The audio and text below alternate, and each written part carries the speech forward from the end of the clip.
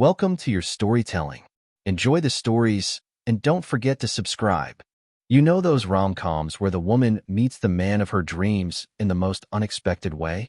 That was me. It started at a charity gala my boss dragged me to. I was miserable, stuck in heels that hurt, and sipping warm champagne.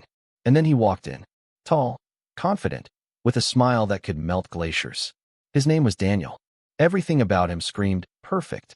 We talked all night like we'd known each other forever. It wasn't just chemistry, it was like destiny. He listened, really listened. And when he asked me out at the end of the night, I didn't hesitate. He was successful, kind, affectionate.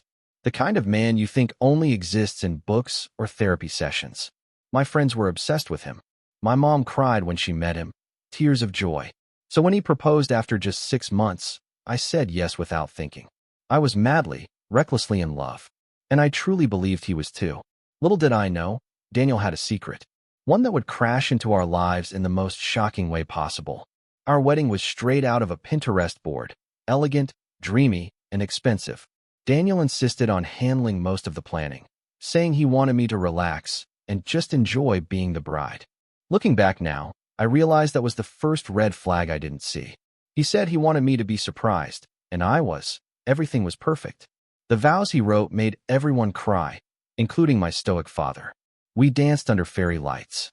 He held my hand like I was the only person in the world. Everyone kept saying how lucky I was. And I felt it. I was lucky. Or so I thought. We flew to a luxury resort in Santorini the next day for our honeymoon. The ocean was bluer than my wildest dreams. The first 2 days were bliss, sunsets, wine, laughter, passion. I remember thinking, this is the happiest I've ever been. But then, on the third morning, while I was still in my robes sipping espresso on the balcony, someone knocked on the door. I had no idea that everything was about to change. I thought it was room service. Maybe Daniel ordered something romantic again, flowers, breakfast in bed. I even giggled when I answered the door, expecting a waiter with a tray. But no, it was a woman. Stunning, sharp eyes, holding a small suitcase and an even smaller smile. "I'm here for my husband," she said calmly, like she was telling me the time. I blinked, laughed, nervously.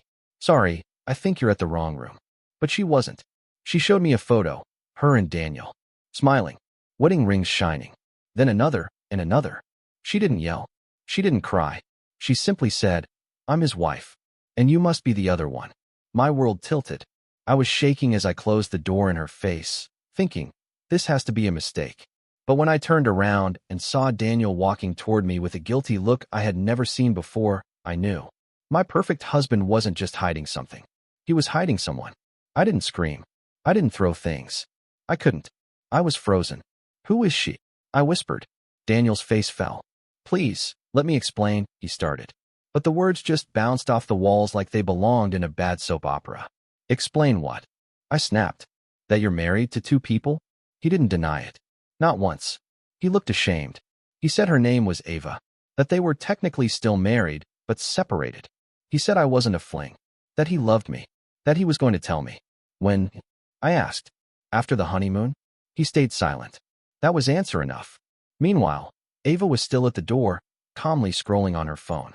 She wasn't here for drama. She was here to prove a point, and she'd succeeded.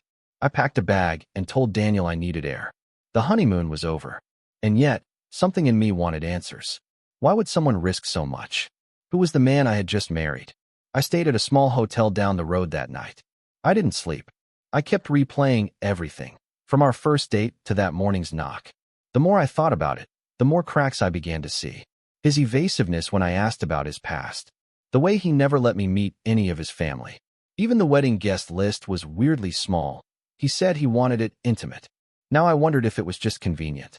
The next day, he showed up at my door with a lavender-scented apology basket and eyes that looked like they hadn't slept either. "Please talk to me," he begged. I let him in, mostly because I wanted answers. What followed was an avalanche of half-truths and buried stories. Yes, he was married. No, they hadn't filed for divorce. He swore it was over emotionally. But Ava showing up on our honeymoon, that didn't feel like over to me. And yet, part of me still loved him. Was I crazy? Probably. But I needed to understand who I had married, and why he lived 2 lives. I didn't expect Ava to reach out again. But she did, gracefully, like a woman who's been through this kind of betrayal before. "Want to talk?" her message read. And I did. Against my better judgment, I met her at a quiet cafe near the resort. She ordered herbal tea. I ordered wine. She started calmly, almost clinically, telling me their story, how she met Daniel in law school, how they married young, how things changed after his business took off. She said he grew distant, that he always had secrets. "You're not the first," she said, "but you're the one he married while still being married to me. That's new." I felt sick. She wasn't angry anymore. She was tired. "I'm not here to fight with you," she told me. "I just wanted you to know what I wish someone had told me years ago." She slid a small flash drive across the table. "Everything you need is on here." I asked, "Why are you helping me?" She smiled, just barely. "Because once, I thought I was the only wife too." I waited until I got back to my hotel room before plugging in the flash drive. Inside were emails, texts, screenshots, bank statements, proof of Daniel's two-faced life. Different email accounts, overlapping timelines, travel itineraries that matched our vacations and hers. He was careful, but not flawless. And Ava had noticed. She'd started tracking things a year before I came along. The more I read, the more my stomach turned. There were photos of us, me and Daniel, together at events, places she hadn't been invited to but had discovered later. She hadn't just come to our honeymoon out of rage. She had waited to see what he would do, to give him one last chance to tell the truth. And he hadn't. He married me anyway. That night, I stared at the man I thought I knew, now just pixels on a screen, and felt like I was looking at a stranger. The worst part? He didn't even look guilty in most of the photos. He looked happy. Daniel texted, called, left voicemails, but I couldn't talk to him. Not yet. I was unraveling our entire relationship one lie at a time. It wasn't just betrayal. It was performance. Had he ever loved me? Or did he just love the idea of me? I needed to think. So I stayed in Santorini longer than planned. I rented a small scooter and rode along the cliffs, trying to breathe. I journaled obsessively. I even joined a yoga class full of Swedish tourists who didn't ask questions. For a few days, it almost worked. I even convinced myself I might be ready to face him. So I texted Daniel. "We need to talk. One last time." I expected him to say yes instantly. But his reply? "I think you should talk to my mother first." My jaw dropped. His mother? The one he said was too sick to travel and not close with? Why would he send me to her? Unless there was more. I flew home early and met Daniel's mother at her home, an elegant but modest place in Connecticut. She greeted me with warmth that felt oddly real, even after everything. "I'm sorry this is how you're meeting me," she said. We sat in her sunroom, drinking iced tea like old friends. And then she dropped a truth bomb I wasn't ready for. "Daniel's father lived a double life, too," she said quietly. "He had another family. Daniel found out when he was 12. My heart clenched. "So, this is some generational trauma thing?" I asked. She sighed. "Maybe. But don't mistake understanding for excusing." She told me Daniel always struggled with trust, that he built walls by building fantasies. "You saw the best parts of him," she said. "He wanted you to. He wanted to be that man for you. But he was never honest, with himself or anyone." I left with a strange mix of clarity and confusion, and a growing fear. If his own mother couldn't reach him, could anyone? I agreed to see Daniel. One last time. We met at a small restaurant downtown, far from both our apartments. He looked thinner, tired, but still had that disarming charm.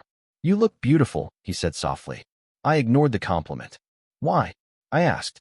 "Why do all of this?" He didn't dodge. He said he wanted a fresh start, that Ava was part of his old life, that he meant to end things properly, but got lost in the fantasy of something new. "You weren't a lie," he said. "You were the realest thing I've ever had." I felt tears, but not the kind you shed over love lost. The kind that fall when you realize the person you loved never truly existed. "You didn't just lie to me," I told him. "You let me fall for someone who never existed outside your imagination." He reached for my hand. I pulled it away. That was the last time I saw him in person. But the story? It wasn't over yet. Not even close. A week later, the first official documents arrived. Divorce papers. Not from Daniel, but from Ava. She'd filed for divorce, and I was named as one of the parties involved. I didn't know how to feel. Angry? Relieved? Vindicated? For days, I wrestled with those emotions. I didn't ask for this drama. I didn't want to be in the middle of their mess. But here I was, forced to reckon with the fact that I was caught in a game of tug-of-war between two wives, neither of us truly knowing what the hell we were doing. Ava's attorney reached out to mine, requesting that I cooperate in the divorce proceedings, offering me a settlement. I declined. This was not about money. It was about the truth, about facing the man who had ruined everything. And he wasn't getting off easy. I thought I could avoid Daniel's family. I really did. But they were everywhere, calling, texting, even showing up at my apartment. His mother, who had been so kind, wanted to meet. "We need to talk," she insisted. And despite everything, I agreed. We met at a quiet cafe near my place. She arrived, looking more fragile than before, holding her purse tightly. "You're still the same, you know," she said softly. "You've always been the one he's trusted the most." "I don't understand," I whispered. "I gave him everything, and he lied to me for years." She nodded, and her eyes welled up. "You weren't supposed to find out. He never meant for you to. He wanted to tell you when he was ready, but he never was." I didn't want her pity. I wanted answers. But her silence said everything. Daniel had never been ready to face himself, and now he was dragging everyone into the chaos. I left that meeting with more questions than answers. Just when I thought I had heard all there was to hear, I got a call from a private investigator. "I've been hired by a third party," the man on the phone said, "and I have some information that may interest you." He was referring to Daniel. More specifically, to a third party I hadn't considered, the woman Daniel had dated before me. This woman, who I later learned was named Charlotte, had been his fiancée before Ava. She had known about me, she had known about Ava, and she had watched everything unfold from a distance. Why did she contact me? Because she had been suspicious of Daniel's behavior and had been investigating him for months. "I think you should meet me," the investigator said. I hesitated. "Why now?" I asked. He answered with a cryptic line that stuck with me for days. "Because there's more to the story than you think." I met the investigator the next day. He handed me a folder, an entire file of evidence. More photos, more emails. The most disturbing thing? Daniel had been using multiple aliases. This wasn't just about two wives, the investigator explained. Daniel had been playing a game with multiple women in multiple cities. He had lied to Charlotte, lied to Ava, and lied to me. He had lied about his past, his finances, his job, everything. The man I had married was nothing like the man I had imagined, and he had been living a double life long before I came along. But that's when the investigator dropped the bombshell. Daniel wasn't just cheating emotionally. He had multiple bank accounts set up in different names, funneling money into secret investments. He was planning to disappear and leave all of us behind. I felt my heart drop. Was I just a pawn in his game? Was my entire relationship with him a carefully constructed lie? After everything I had learned, after everything I had been through, I couldn't shake the thought of him coming back. Part of me hoped he would apologize, tell me he was sorry, and fix everything. But then, one afternoon, he showed up. No warning, no phone call. He stood in front of my apartment, looking like the man I first met. Charming, handsome, yet now utterly familiar in his lies. "I know I've messed up," he said, trying to sound sincere. "But I love you, and I want us to start over." The audacity of it took my breath away. "You think you can come back after all this?" I asked, fighting to keep my voice steady. "That you can erase everything?" He looked at me, desperate. "I never wanted it to be like this. I love you. I want a life with you. But it wasn't about love. Not anymore. You already had a life with me," I said quietly. "And you ruined it. You ruined us." He stayed silent, the weight of the truth sinking in. I wasn't going to give him the satisfaction of my forgiveness. Not yet. Maybe not ever. The days after Daniel's visit were a blur of emotions. Anger, confusion, sorrow. I had the urge to text him, to let him explain, to hear his side. But deep down, I knew it wouldn't change anything. He had already shown me who he truly was. So, I made a decision. I'd had enough of his games. But what really tested me was what came next. Ava reached out, not to attack me, but to offer a strange peace.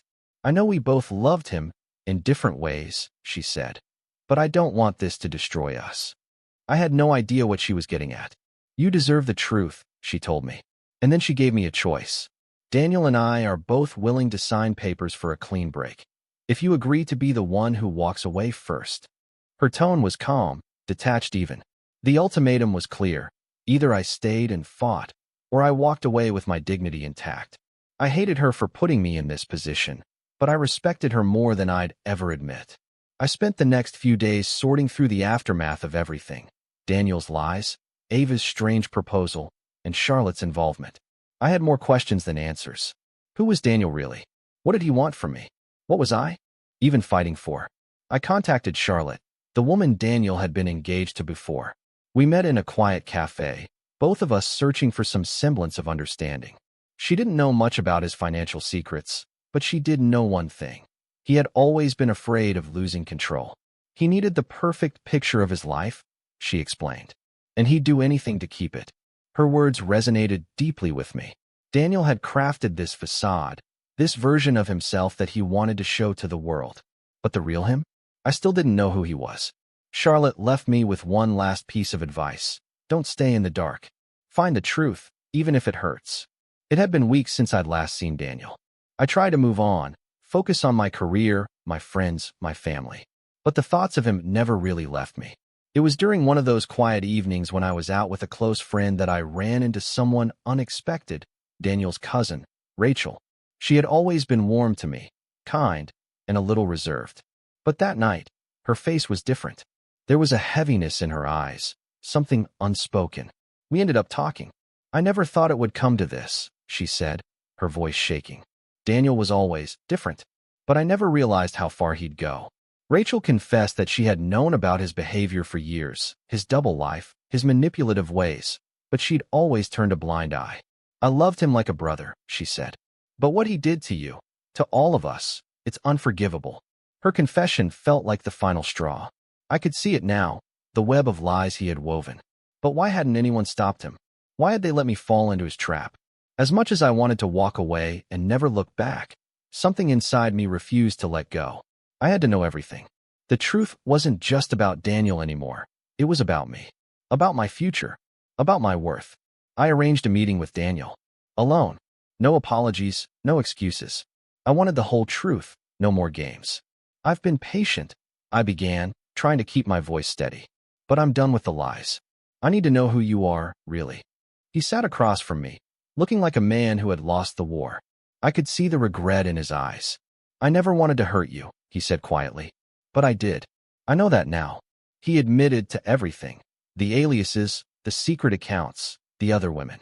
But what shocked me was when he said, I was trying to protect you.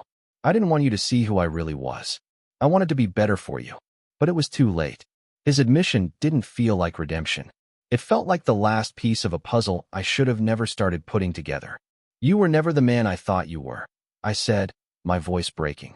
And now, I need to move on. The finality of it hit me the moment I left that cafe. I had finally confronted him, demanded the truth, and now, I was free. Free of the lies. Free of the pain. It felt like I had just shed a skin I didn't recognize anymore. I spent the following weeks focusing on myself. I started therapy, reconnected with old friends, and poured myself into work. Slowly, the anger faded, and in its place, there was peace. I had no more answers, but I didn't need them. Sometimes, walking away was the only answer you could give. And that's exactly what I did. I didn't need closure from Daniel. I didn't need his apology. I just needed to close the door on that chapter of my life. And with that, I moved forward, stronger, wiser, and ready to embrace a future that didn't involve the lies of my past. Time has a strange way of healing wounds, doesn't it? In the weeks that followed, I began to feel like myself again. There were moments of doubt, moments when I thought about the life I could have had with Daniel. But the truth had set me free. I realized that the future I had imagined was not the one I needed. I enrolled in a cooking class, something I had always wanted to do. I started traveling again, taking weekends away to explore new places. I was doing things for me, things I had put off for years. The weight of Daniel's betrayal no longer consumed me. I wasn't the same person I had been before, but in the best possible way. I was stronger, more independent, and determined to build a life where I was the one calling the shots. Just when I thought I had moved on, something unexpected happened. One evening, as I was returning home from a meeting, I found a letter waiting for me. It was from Daniel. I hadn't heard from him in weeks. My heart skipped a beat as I opened it, unsure of what I would find. The letter was brief, almost emotionless. He apologized again, More apologies for everything, his actions, his lies. But the most shocking part of the letter was the last line. I never wanted to lose you. I was wrong. Please come back. That was it. It wasn't the kind of apology I had hoped for. It was desperate. It was selfish. And it made me realize that Daniel had not changed. He wasn't trying to win me back because he loved me.